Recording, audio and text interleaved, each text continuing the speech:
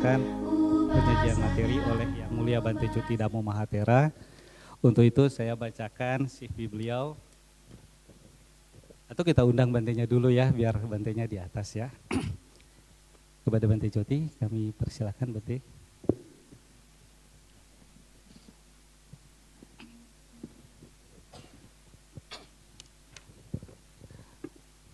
Yang Mulia Biku Joti Dhammo Mahathera ini telah menyelesaikan pendidikan di Universitas Gadjah Mada sebagai doktor ilmu filsafat. Oleh karena itu wajar kita panggil beliau dengan sebutan Biku Dr. Joti Dhammo Mahathera.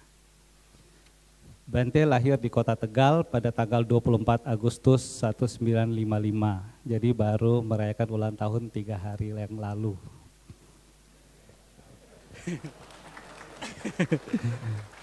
Bingung ya kalau ucapin selamat ulang tahun kepada Bante, kalau umat kita nyanyi rame-rame, ini kita bingung. Mungkin Anjali. Sekarang beliau menjabat sebagai Ketua Dewan Sesepuh atau Teranayaka di Kepengurusan Sangga Theravada Indonesia. Sebelum tahun ini beliau adalah Sangga Nayaka selama 2 periode tahun 2006 sampai 2016. Tugas pengabdian beliau adalah sebagai dosen di STAB Sailendra Semarang dan STAB Kertarajasa Batu. Beliau bertempat tinggal di Wihara Mendut, Kota Mungkit, Kabupaten Magelang, dan wasa saat ini di Wihara Widyaloka, Yogyakarta. Bante Joti akan menyampaikan pembabaran beliau tentang kekhasan pendidikan dalam Buddhisme berbasis relasi kasih sayang dan keramahan, sebuah kajian terapan pendidikan. Untuk itu kami persilakan kepada Bante Joti.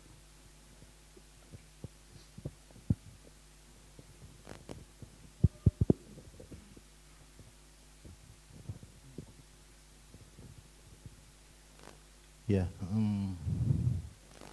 terima kasih kepada saudara moderator yang telah memberikan waktu, dan terutama terima kasih kepada panitia konferensi pertama dari Abdi Pendidikan Buddhis Theravada Indonesia.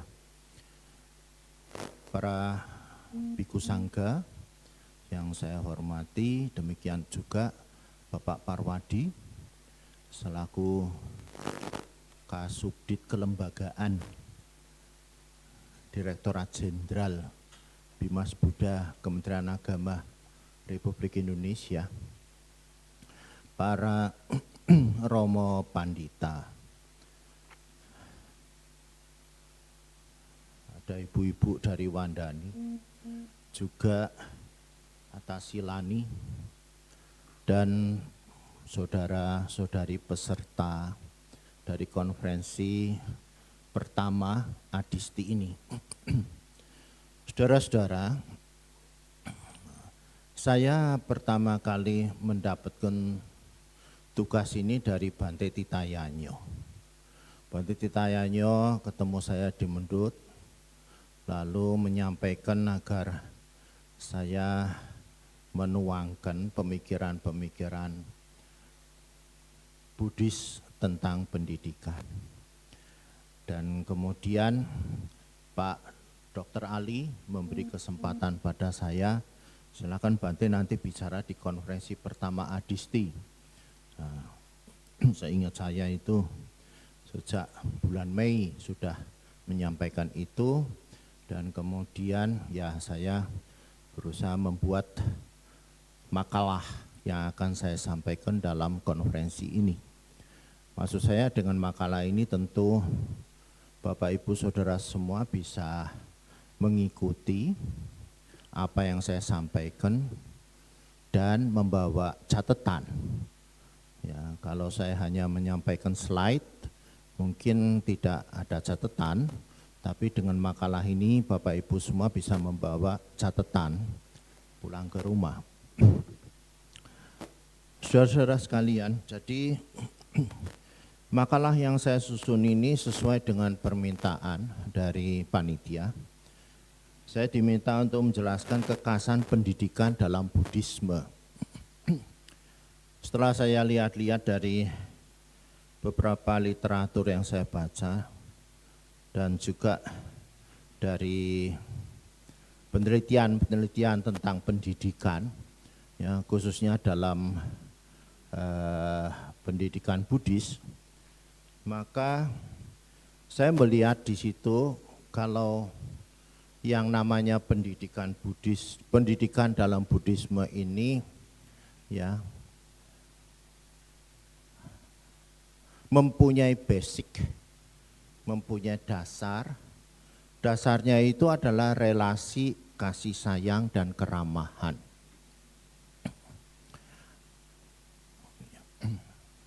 Bapak Ibu Saudara-saudara, makalah yang saya tulis ini bukan makalah yang sepenuhnya bersumber dari suta-suta.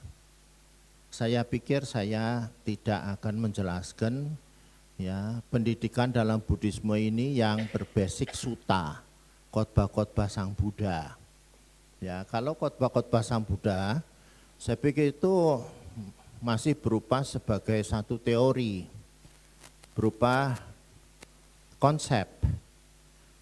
Yang saya ingin paparkan bukan teori, bukan konsep, tapi terapan, applied. Ya, applied dari pendidikan itu sendiri. Karena saya pikir, ya, kita ini dalam konferensi ini akan membicarakan terapan. Ya, lain hal kalau saya memberi kuliah. Kalau perkuliahan mungkin saya akan memberikan teori-teori, konsep-konsep, ya, pendidikan dalam Buddhisme. Tapi hubungan saya menyampaikan dalam konferensi yang sebenarnya ini, ya, lebih bergerak di bidang terapan. Bagaimana pengelolaan sekolah-sekolah Buddhis, gitu loh. Nah, makanya itu saya membuat di sini makalah yang berupa kajian terapan dari pendidikan. Saya akan membacakan makalah ini dan diselingi dengan penjelasan ya, untuk melengkapi apa yang tertulis dalam makalah ini. Dan saya kira di meja Bapak Ibu Saudara semua sudah dibagikan fotokopi dari makalah yang sudah saya kirim ke panitia. Awal dari makalah saya mengutip satu pernyataan dari guru agung kita, bahwa guru agung kita itu melatih murid-muridnya itu sesuai dengan kemampuan masing-masing. Ya, jadi masing-masing murid itu berbeda-beda kemampuannya, daya tangkapnya, ya, dan juga kapasitasnya, ya, untuk mendapatkan suatu pendidikan ini tidak sama. Ya, kadang-kadang guru menganggap itu sama karena ingin mempermudah dalam kelas mendidik. Tetapi sesungguhnya kapasitas dari murid-murid ini sama sekali tidak sama. Dan dalam hal ini guru agung kita juga berhadapan dengan murid-murid. Guru agung kita Sang Buddha Gautama juga sebenarnya seorang guru, ya, guru para dewa dan manusia malah, ya, bukan guru manusia saja. Dan beliau mengerti kapasitas masing-masing muridnya. Oleh karena itu beliau mendidik sesuai dengan kemampuan murid-muridnya. Ini salah satu ciri khas pendidikan dalam Buddhisme. Buddhisme memandang bahwa masing-masing manusia memiliki potensi diri yang dapat ditingkatkan. Diakui pentingnya kondisi manusia yang bisa dilatih, dan karena dapat dilatih ke tingkat yang lebih itulah, maka membuat kita itu menjadi istimewa sebagai manusia. Ya, jadi kita sebagai salah satu macam daripada makhluk hidup ini mempunyai satu keistimewaan, yaitu kita ini bisa dilatih, ya, dan bisa ditingkatkan untuk mendapatkan satu kemampuan yang lebih dari biasanya, begitu. Nah, Saya memberikan gambaran pendidikan dewasa ini. Ini saya baca dari beberapa berita ya yang termuat di koran, di surat kabar, bahwasanya pendidikan kita itu tidak mengajarkan orang berpikir, tetapi untuk tunduk pada kekuasaan. Ya, dalam hal ini kekuasaan ini bisa saja ya diwakili oleh guru atau sistem. Ya.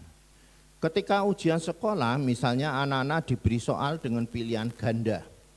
Mereka dituntut memberikan jawaban kepada pemberi jawab, bukan berpikir kreatif, mengelaborasi sebuah pertanyaan. Ya. Dari segi kepraktisan, soal-soal yang menyediakan pilihan ganda lebih memudahkan guru atau dosen untuk memeriksa jawaban, berikan penilaian. Namun praktek seperti ini memasung kreativitas anak didik. Di negara maju, anak tidak dilatih belajar tentang sesuatu, tapi bagaimana mempraktikkan sesuatu. Ya, jadi seperti apa yang tadi telah disampaikan oleh Bante Panyawaro itu juga saya perhatikan bahwa memang dunia pendidikan sudah berubah. Ya, sudah berubah. Dengan perkembangan zaman, ya yang kita hadapi anak didik, peserta didik kita itu kan sudah ya sangat berubah kondisi kehidupannya, lingkungannya di mana dia berada dan juga yang mempengaruhi dia dari kehidupannya dia sehari-hari juga sudah begitu kompleks, ya sudah begitu banyak. Ya. Nah, ini perlu menjadikan perhatian buat pendidikan kita. Teori bukan sebagai doktrin. Pendidikan yang mengajarkan agar tunduk pada kekuasaan cenderung mengarahkan seseorang untuk menerima teori sebagai doktrin, bukan sebagai instrumen. Saudara-saudara sekalian, memang ini juga ada pergeseran pandangan hidup atau pergeseran filosofi hidup ya. Kalau dulu memang yang namanya teori itu menjadi doktrin bahkan jadi dogma. Ya, orang lalu harus mengikuti teori begitu saja, ya aturan-aturan begitu saja, tanpa orang harus berpikir panjang. Tapi kalau sekarang yang namanya dunia kehidupan kita, anak-anak itu tidak mau begitu saja menerima teori-teori itu. Dia juga akan bertanya, buat apa? Ya, kenapa harus mengikuti aturan-aturan itu? Ya. Padahal sebenarnya metode atau teori mestinya dihayati sebagai alat. Nah, sekarang ini pergeseran dari yang dulunya itu teori itu sebagai satu hal yang utama, ya menjadi sesuatu yang bahkan bisa dikatakan sebagai tujuan, ya sebagai goalnya kita itu adalah mencapai apa yang ada di dalam teori itu. Kalau sekarang sudah enggak, apalagi di negara-negara maju. Ya, yang namanya teori itu sebenarnya hanya sebagai alat, instrumen untuk mencapai sesuatu. Ya, dan ini sebenarnya mengingatkan kita, Bapak Ibu sekalian, pada perumpamaan yang pernah diajarkan oleh guru agung kita, Sang Buddha Gautama, bahwa beliau mengumpamakan yang namanya dhamma, ajaran beliau itu seperti rakit. Ya, jadi dhamma ini ya sebagai alat instrumen untuk apa? Untuk mencapai tujuan. Nah ini, jadi dhamma ini ya kalau diumpamakan sebagai rakit, ya tentu ya ini sebagai alat ya, dan melaksanakan dhamma atau menggunakan dhamma untuk mencapai tujuan yang kita capai, yang kita kehendaki. Sama sepertinya dalam dunia pendidikan itu ya seperti itu. Sebenarnya bukan teori-teori pendidikannya itu yang menjadi tujuan di pendidikan, tetapi bagaimana ya mencapai tujuan daripada ya teori-teori pendidikan itu. Hal serupa terjadi dalam kehidupan beragama. Kadang-kadang dalil-dalil agama sering dipahami sebagai doktrin semata, bukan sebagai sarana untuk mencapai tujuan. Karena itu tidak mengherankan ada jurang yang lebar antara tingkat pendidikan dan perilaku masyarakat. Terjadi pula konflik antar pemeluk agama karena setiap pihak menganggap ajaran agama sebagai doktrin. Ya, ini saya kaitkan bagaimana ya kita mengajarkan agama, misalnya saya ambil contoh pelajaran agama saja. Pelajaran agama itu sebenarnya mempunyai tujuan untuk apa? Memuliakan hidup kita. Ya, bagaimana kita itu bisa berkembang menjadi manusia-manusia yang mulia seperti itu. Bisa toleran, bisa menghargai orang lain dan sebagainya. Tetapi sayangnya sekarang malah bukan seperti itu. Kadang-kadang agama itu digunakan untuk membenci, ya, yang tidak sesuai dengan apa yang diyakini. Nah, itu kan keliru. Ya, jadi agama ini bukan lagi digunakan sebagai alat untuk memuliakan hidup manusia, tetapi malah menjadi ya alat untuk konflik. Ya, konflik antar pemeluk agama itu sendiri. Nah, sekarang pendidikan dalam Buddhisme ya. Bapak Ibu Saudara-saudara, saya pikir atau saya anggap ya sudah pernah ikut latihan meditasi. Kalau yang belum ya berlatihlah meditasi. Ya. Pendidikan dalam Buddhisme itu dapat kita cermati pada saat pendidikan meditasi Buddhis, saudara. Coba saudara amati ya orang yang latihan meditasi. Teori meditasi cukup diketahui seperlunya oleh siswa.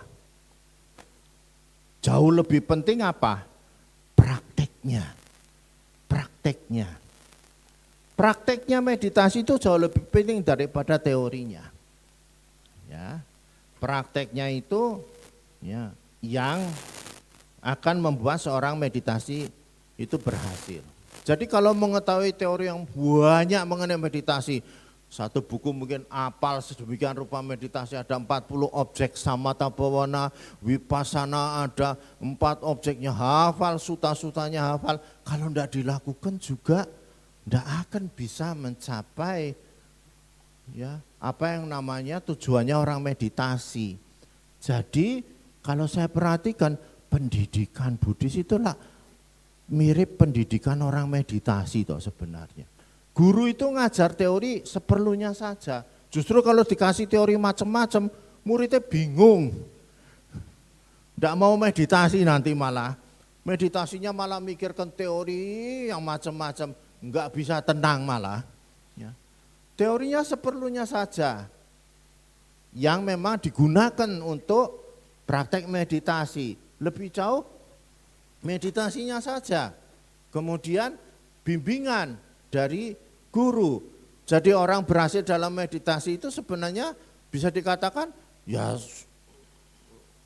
1000% tergantung dari masing-masing orang yang bermeditasi. Guru itu hanya sebagai pendamping. Guru hanya sebagai pendamping. Ya. Istilah yang modern fasilitator. Ya, Bu Dewi ya. Guru hanya pendamping saja. Yang mendampingi orang meditasi sehingga dia itu bisa berhasil dalam meditasinya. Meningkatkan kemampuan dia, potensi dirinya dia di dalam ya bermeditasi itu. Saya pikir itu tipe pendidikan Buddhis yang khas, yang seperti itu. Bagaimana seorang guru itu mendampingi murid supaya murid ini meningkat potensinya, meningkat ya kemampuan dirinya, lalu dia menjadi murid yang unggul, murid yang berhasil.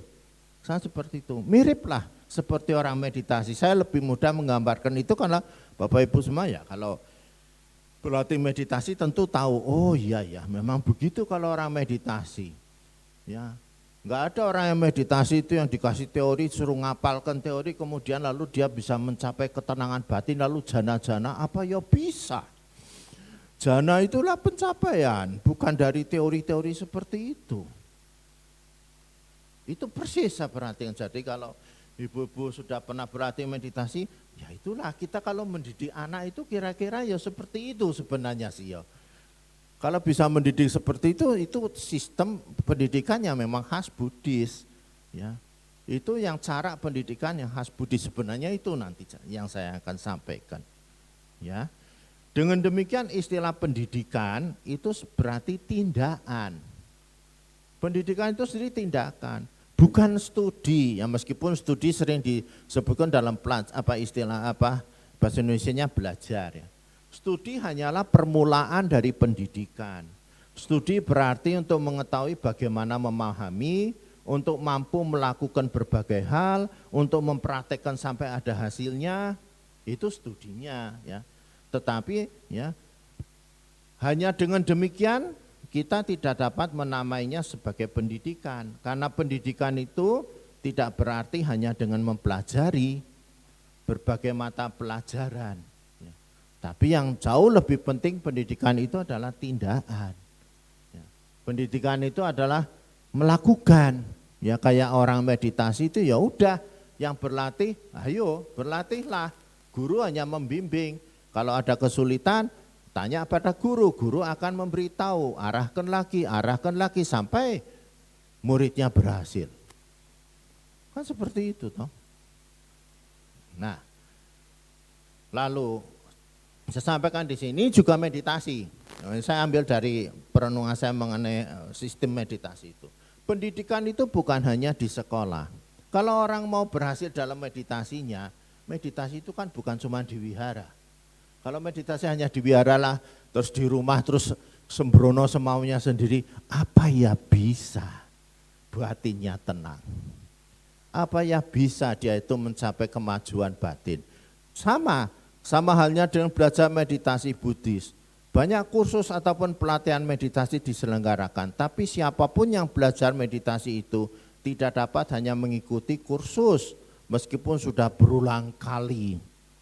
Tetapi meditasi Buddhis memerlukan praktek yang terus berkelanjutan di luar masa kursus agar dapat diperoleh manfaat dan hasil dari meditasi tersebut. Demikian pula pendidikan ala Buddhis memerlukan kesinambungan antara pendidikan di sekolah dengan pendidikan di luar sekolah. Seperti halnya edu parenting, ini baru. Edu parenting, pendidikan yang diberikan oleh orang tua. Karena anak-anak itu banyak jamnya tinggal di rumah, kecuali peraturan Menteri Agama yang baru berlaku. Menteri Pendidikan. Karena Menteri Pendidikan kita yang baru itu pernah menyampaikan ide belajar yang sepenuh hari, full day school dari pagi sampai sore. Ya modelnya kayak model pesantren. Ya. Kalau itu mungkin ya edu parenting ini ya sedikit pengaruhnya. Tetapi kalau model pendidikannya masih seperti yang sekarang itu, yang hanya pagi sampai siang, nah di rumah ini peranan orang tua sangat berpengaruh. Dan saya tambahkan edu wihara. Ya, kalau di wihara-wihara nggak ada pendidikan ini sulit. Kadang-kadang itu kalau wihara itu ya menampilkan hal yang berbeda dengan apa yang ada di dalam pendidikan kita, ya itu sangat saya sayangkan. Nanti anak-anak itu menjadi tidak ya bisa dididik dengan baik, ya tidak dididik. Syukur-syukur misalnya kan tentu selain anak itu mendapat pendidikan di sekolahan, di wihara ada sekolah minggu misalnya, itu pas itu wihara. Jadi bisa mendukung ya. Ada sekolah minggu, lalu di sini juga ada di sekolah juga ada pendidikan formal, ya. Jadi pendidikan formal maupun informalnya itu berjalan.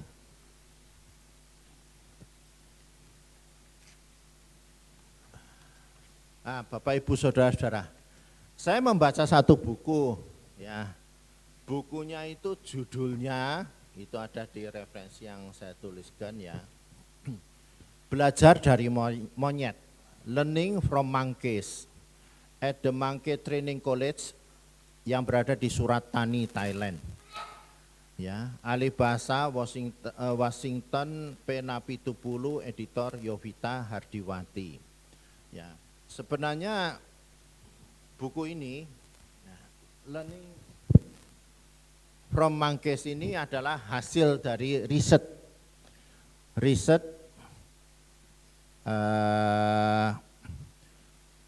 dalam dunia pendidikan yang memang dilakukan oleh ya seorang guru yang mendidik monyet. Ya, jadi guru itu seorang umat tentu saja, ya dia ini mempunyai pusat pelatihan monyet. Ya, monyet-monyet ini dititipkan di pusat pelatihan itu, dididik supaya ya monyet-monyet itu mempunyai kemampuan untuk bisa menangkap kelapa. Ya, memilih kelapa mana yang sudah masak, dia ambil, kemudian mengupas kelapa itu. Nah, dan tentunya itu lalu kelapa itu diserahkan kepada pemilik kelapa itu. Pendidikan monyet. Ya.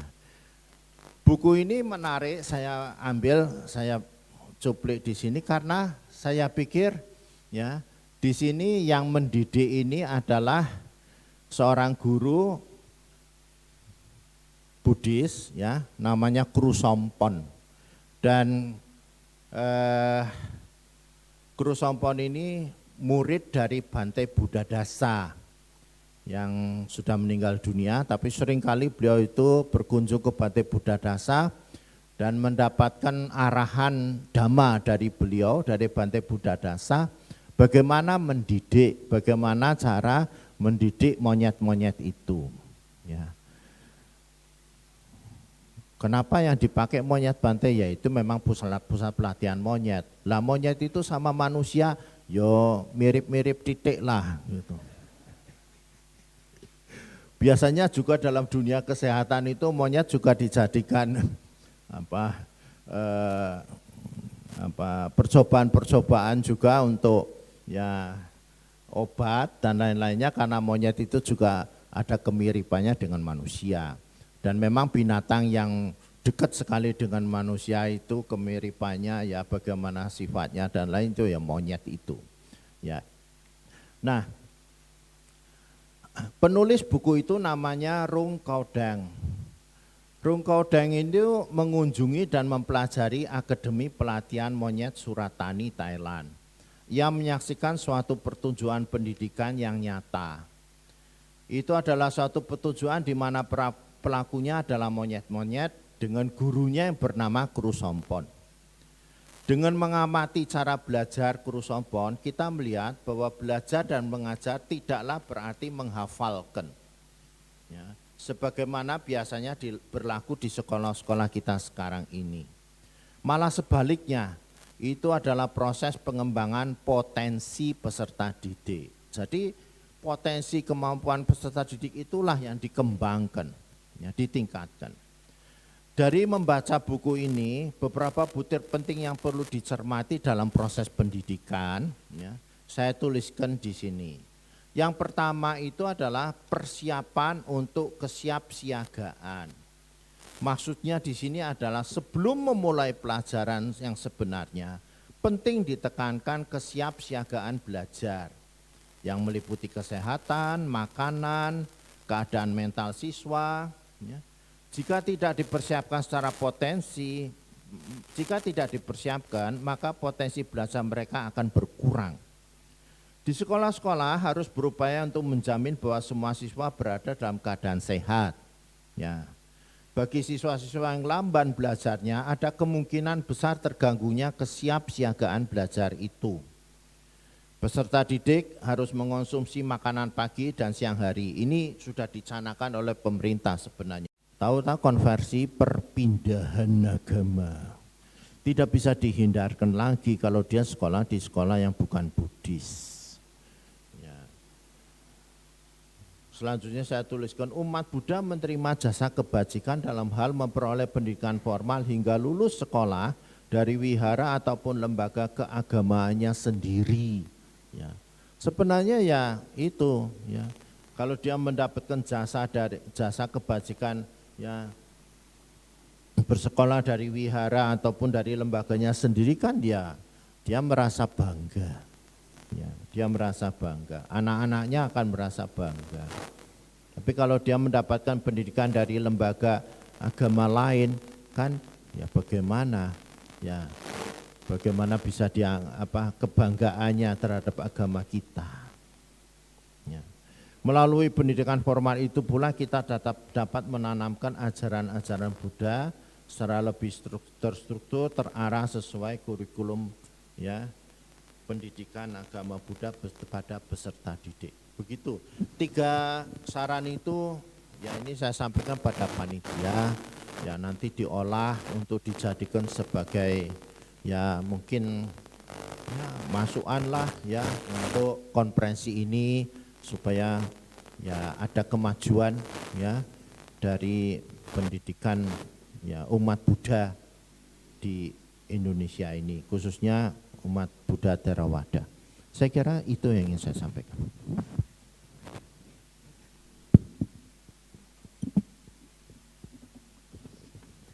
Ya, terima kasih kepada Bante Jyotidamo yang telah menyampaikan pemaparannya. Sekarang tiba saja kita untuk tanya jawab. Mungkin yang ada yang mau bertanya, kami persilakan.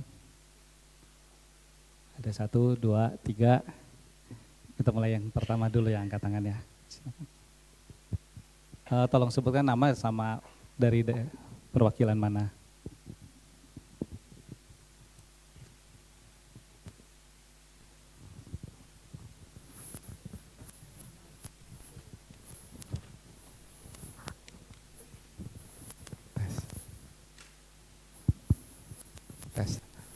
Nama saya Teguh Taslim, Bante. Saya mewakili dari Banten, dari perwakilan Banten. Teguh Taslim dari? Ya, dari perwakilan Banten, Sekolah Pasiko. Ya. Saya mohon petunjuk nih Bante. Menurut Bante, bentuk kerjasama seperti apa yang dapat dilakukan antara sekolah dengan wihara, Bante? Dalam hal ini antara sekolah dengan wihara terdekat mungkin, Bante. Mohon saran-sarannya, Bante. Terima kasih. Ya, terima kasih. Budaya. Yang kedua mungkin siapa tahu ada yang sama bisa dijawab bareng. Namo Buddhaya, Bapak Ibu, Bante sekalian. Saya Dedi Mulyadi dari Banten kembali. Sebenarnya Tangerang ya. Banten lah masuknya. Dari Sekolah Tisa di Pamkara Tangerang. Bante, saya terima kasih apresiasi untuk Bante juga karena baru kali ini saya mendengar dari langsung Bante, saya dengar sendiri bahwa Bante menyarankan untuk para umat Buddha atau wihara-wihara itu juga turut berperan serta mendirikan sekolah Buddhis, begitu. Karena memang selama ini kalau kita mendengar banyak sekali maaf para biku yang menyampaikan ceramah dhamma ketika menyampaikan bahwa dana yang paling besar adalah ketika berdana untuk wihara. Jarang sekali yang mendorong untuk berdirinya sekolah Buddhis. Tapi apresiasi Bante, mudah-mudahan ini bisa digaungkan lebih keras lagi ke kalangan umat Buddha sehingga semua umat Buddha bisa bersatu padu untuk mendirikan sekolah Buddhis. Tapi bukan itu pertanyaannya Bante. Pertanyaannya adalah kita sekolah Buddhis saat ini kalau di rata-rata mungkin jumlahnya sudah cukup banyak. Ya, bergabung di dalam sebuah organisasi Badan Koordinasi Pendidikan Buddhis yang hari ini kebetulan ketuanya hadir Pak Hong Jin. Sekolah Buddhis itu jumlahnya sudah lumayan banyak menurut saya dibandingkan dengan tahun-tahun sebelumnya. Tetapi akar permasalahan kita adalah masalah SDM, sumber daya manusia. Setiap tahun sekolah Buddhis sangat disibukkan dengan masalah SDM. Karena terus terang kita akui semua bahwa sumber daya manusia Buddhis untuk menjadi guru itu jumlahnya belum sebanding dengan pertumbuhan sekolah Buddhis yang ada. Pertumbuhan sekolah Buddhis bolehlah kita pacu, tetapi paling tidak sekolah Buddhis yang sudah ada ini harus ditingkatkan kualitasnya paling tidak dengan pengadaan SDM yang ada. Kita ambil contoh di umat sebelah Bante, seperti di Katolik misalkan, mereka punya Atmajaya, mereka punya Sanata Dharma, mereka punya Satya Wacana, kemudian Kristen mereka punya UPH dengan teacher college-nya, Islam mereka punya Muhammadiyah, tetapi kita Buddhis belum ada. Tadi saya berbincang dengan teman dari Banten juga, dari Sekolah Budi. Sekolah Budi kan sudah punya universitas. Saya berpikir bahwa menjadi lebih mudah untuk membuka sebuah FKIP yang baru, ya. Sekolah Budi, Universitas Budi membuka sebuah FKIP sehingga akhirnya bisa menjadi pencetak SDM-SDM yang akan nantinya disebarluaskan kepada sekolah-sekolah Buddhis yang lain. Mungkin ini bisa menjadi sebuah saran atau mungkin ada usulan-usulan lain, saya mohon pencerahan dari Bante. Terima kasih Bante, Namo Buddhaya. Terima kasih Kementerian Romo Ali. Mic-nya ke depan, Romo Ali.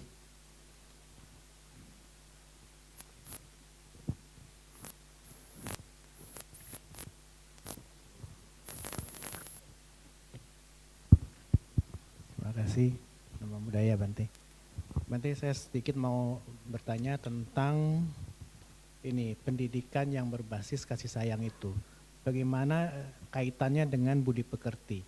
Karena kalau kita mengajarkan dengan kasih sayang saja, itu kemungkinan itu kan terhadap anaknya, kepada anak. Tapi pengertian dari awam itu kan berbeda jadinya. Jadi kalau orang tua kita bilang kasih sayang. Nah orang tua di rumah juga kasih sayang, sampai anaknya itu kolokan gitu. Jadi apa yang dimauin harus dituruti. Sehingga nanti sudah besar anaknya tuh kan jadi tidak bisa tahan terhadap misalnya tekanan hidup.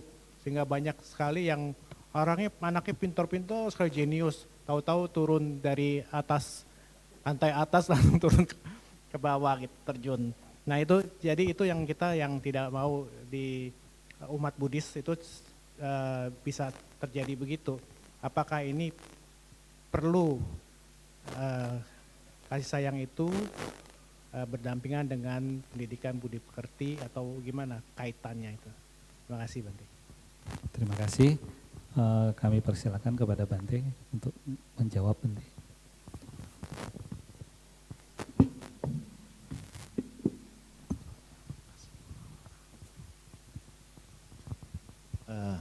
Baik, saya akan menjawab pertanyaan Pak Taslim dulu dari Banten.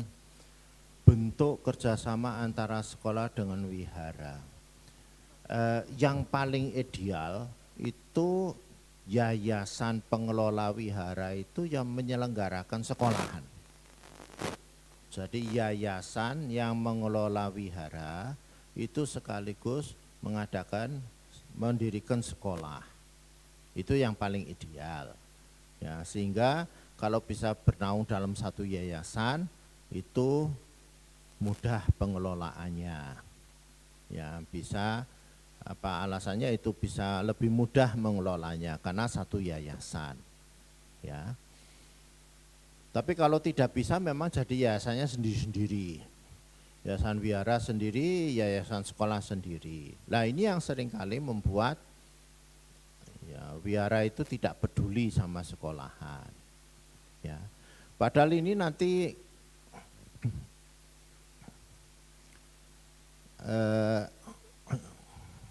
yang antara sekolah dengan wihara itu seperti sebenarnya saling membutuhkan.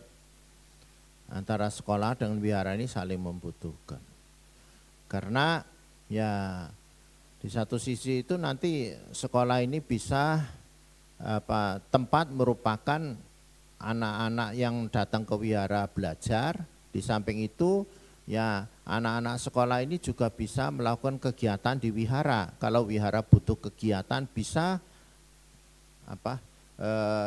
ambil dari anak-anak sekolah itu.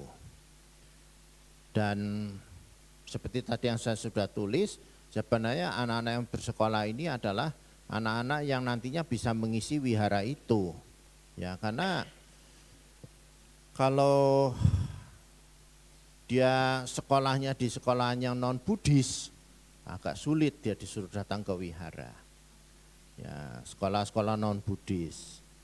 Bisa jadi kalau hari Minggu, ya dia pergi ke tempat ibadah lain, bukan ke wihara. Begitu.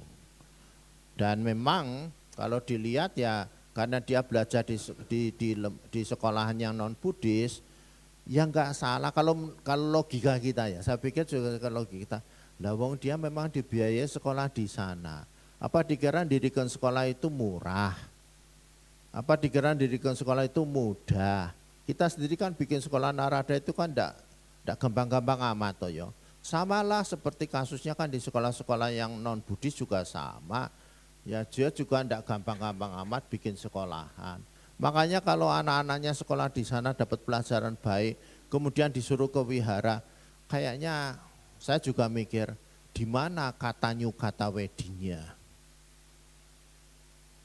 Tahu kata new kata balas jasanya. Nah, dia lalu disuruh pergi ke tempat kita, sedangkan lalu meninggalkan di tempat sana. Kayaknya kok tidak ngajarin punya kata new kata wedi ya, tidak ngajarin punya ya balas budi. Nah, makanya itu lebih baik kan punya sekolah sendiri supaya anak-anak itu bisa berbalas budi pada sekolahnya, pada agamanya sendiri. Kan seperti itu. Ya, jadi kita kan mendidik sekolah itu kan juga mendidikan sekolah itu kan mengikat anak-anak kita itu kan ya, kalau kita memberikan pelajaran dengan baik kan itu pubakari toh ya, melakukan sesuatu yang memang dengan ketulusan, keikhlasan, dan anak-anak akan katanya kata wedi akan membalas budi pada kita, membalas jasa pada kita sehingga ada ikatan, sehingga itulah cara kita untuk bisa mengikat mereka menjadi umat Buddha. Begitu.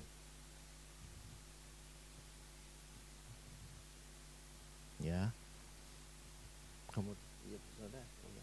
Kemudian pertanyaan Pak Mulyadi mengenai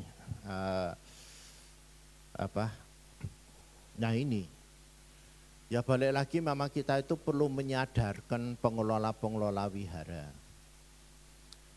Tadi saya sudah sampaikan ya, terutama pengelola wihara-wihara yang besar, yang dananya banyak. Ya karena dengan dana yang cukup itu sebenarnya, dan apalagi umat yang banyak juga, itu sangat mendukung ya mendirikan sekolahan. Karena sekolah ini juga membutuhkan biaya, apalagi kalau baru pertama kali dibangun, sudah pasti itu rugi, tombok, sudah pasti. Istilahnya Bante Sada kan sekolah perintis, wah itu sudah pasti. Ya, itu pasti harus nanggung biaya yang tidak sedikit ya untuk itu. Lain hal kalau sekolah itu sudah jalan, ya punya nama, ya itu lain hal. Dia bisa dikatakan dana akan mengalir lah, ya lebih mudah daripada sekolah-sekolah perintis. Ya itu ya kalau tidak ada dukungan dana yang cukup itu juga sulit. Tapi sebenarnya dukungan dana itu ya yang utama bukan dari wihara, dari umat Pak, bukan dari wihara. Wihara itu kadang-kadang malah sibuk ngurusin kegiatannya sendiri. Tapi umatnya yang berdana itu loh, yang perlu kita perhatikan, yang perlu kita guide lah istilahnya. Kita tarik itu umat-umatnya. Jadi kalau Bapak-Ibu jangan terlalu berharap pada wiharanya. Saya pikir wiharanya itu juga ya dia punya kegiatan sendiri. Kadang-kadang dia juga bangunan ya, yang lain-lainnya membutuhkan biaya juga. Setiap kegiatan-kegiatan wihara juga butuh biaya. Ya, tetapi kalau kita bisa menyadarkan umat-umat Buddha bagaimana pentingnya pendidikan, bagaimana yang namanya anak-anaknya itu lebih baik disekolahkan ke sekolah-sekolah Buddhis ya daripada di sekolah-sekolah yang non Buddhis. Nah, itu yang bisa membuat ya sekolah-sekolah Buddhis ini bisa ya eksis, bisa berdiri. Ya. Mengenai SDM guru, memang itu diperlukan di mana-mana sekolahan itu, masalah SDM guru itu jadi persoalan. Karena kita membutuhkan guru-guru sedangkan guru-gurunya tidak tersedia. Salah satu cara adalah kita mendidik guru. Ya, kita mendidik guru sendiri. Harus ada semacam anggaran ya untuk pendidikan guru. Ya, pendidikan guru. Jadi bagaimana kita mempersiapkan ya guru-guru itu. Artinya ya kalau kita menunggu membangun FKIP, aduh biayanya mahal bangun FKIP juga. Ya, membangun fakultas keguruan ilmu pendidikan ini juga lumayan mahal. Ya. Kemarin yang saya pernah lakukan itu Ibu Ehi Pasiko kan ada di sini toh ya. Nah, itu dulu pernah sama saya join yang didik anak-anak. Jadi anak-anak dari daerah-daerah tertentu dibiayai, kasih beasiswa untuk jadi guru. Gitu. Paling dibegitukan. Ya, dikasih beasiswa untuk jadi guru. Kalau membangun FKIP sendiri itu tidak sedikit biayanya, kecuali memang kalau sudah ada itu tadi yang Bapak bilang Budi Tangerang ya kelihatannya. Dia punya universitas kelihatannya. Ya kalau dia bisa membuka FKIP ya bagus di sana karena memang dia. Ya tapi kalau tidak ada kita lewat itu beasiswa untuk mendidik guru-guru itu. Itu pun juga perlu memilih ya guru-guru yang memang bisa kita ada ikatan lah istilahnya dengan kita.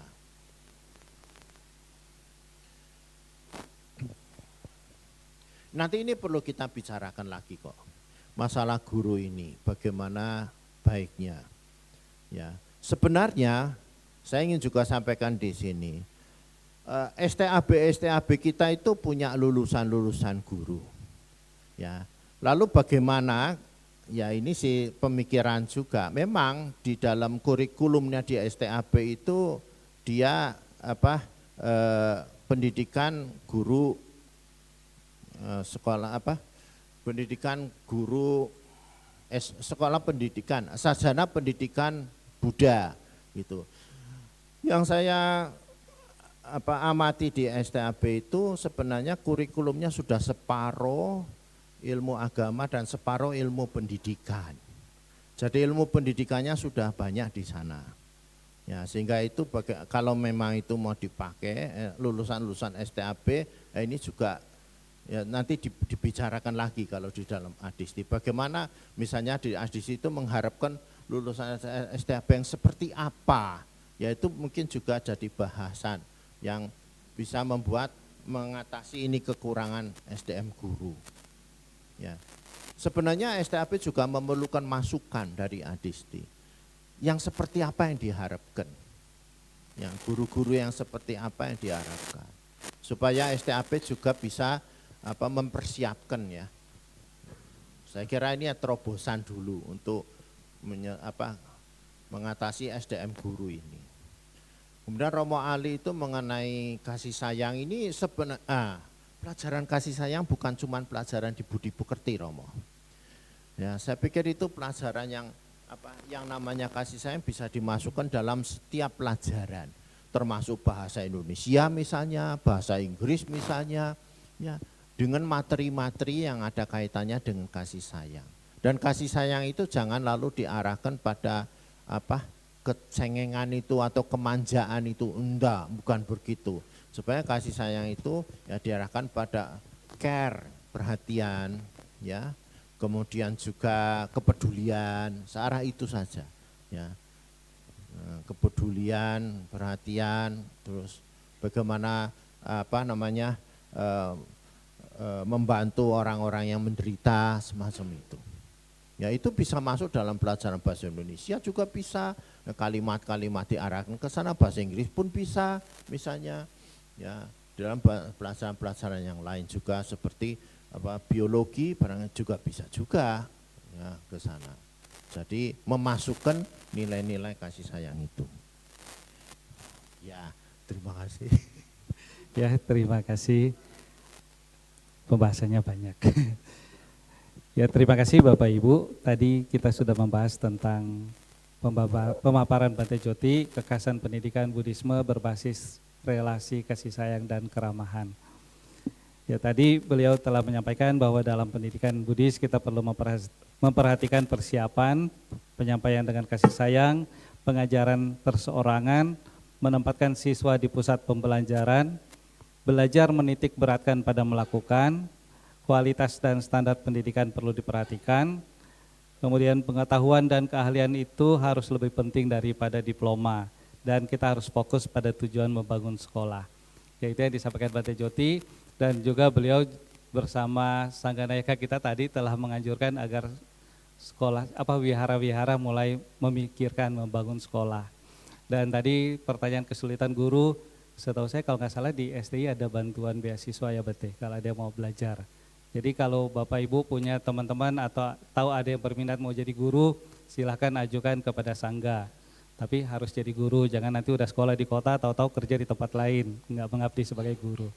Ya, itu yang kita bahas pada siang hari ini. Terima kasih kepada Bante Joti, terima kasih kepada Bapak Ibu semua. Selamat siang, Sotihotu, Namo Buddhaya.